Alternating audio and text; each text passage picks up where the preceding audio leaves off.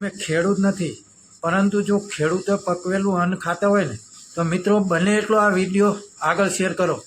એક ખેડૂત પુત્રીએ ગુજરાતના તમામ કલાકાર અને નેતાઓના હોબા ઉપાડી લીધા. ખરેખર આ દીકરીને એટલી બધી શેર કરો ને કે ના પૂછો વાત. દરેક ખેડૂત ભાઈઓને નમ્ર વિનંતી છે કે બને એટલો મિત્રો આ વિડીયો આગળ શેર કરો.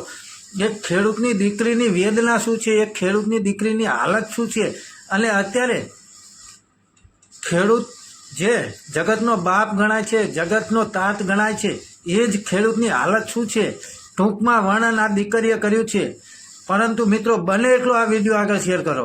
એવું કોઈ વિચારતા નથી, એવો વિચાર તો કોઈને આવતો જ નથી, કારણ કે ખેડૂત ઉપર કોઈને દયા છે જ નહીં.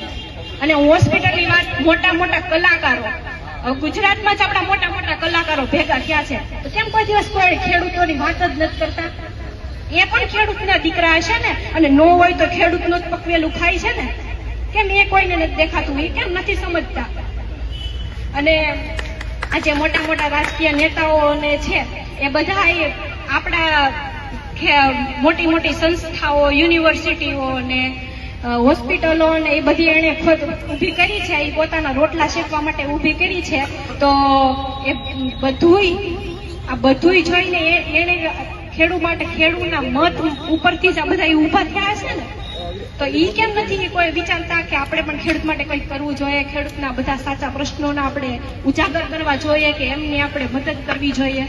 કેમ એ કાંઈ કોઈને દેખાતું જ નથી? અને આ બધાય જો સરકાર આ કાંઈ એકેય વાતનું નિરાકરણ નહીં આવે તો છેલ્લે આપણે બધાને જ કરવું પડશે કે આપણે પરિવારને પૂરતું થાય એટલું આપણે ખેતી કરવાની. ત્યારે સરકારને ખબર પડશે, આપણે જે આ ખેડૂતની વેલ્યુ છે ને ત્યારે સમજાશે કે આપણે આપણા ઘર પૂરતી કરશે ને. બહાર જયારે આયાત કરવાનો સમય આવશે ને, ખેતીનો કે ખેત પેદાશનો જેટલી વસ્તુ આપણે જે ઉગાડીએ છીએ ને એ બધું જયારે બહાર મોકલવાનો સમય આવશે ને ત્યારે ખબર પડશે કે ખેડૂતની વેલ્યુ શું છે.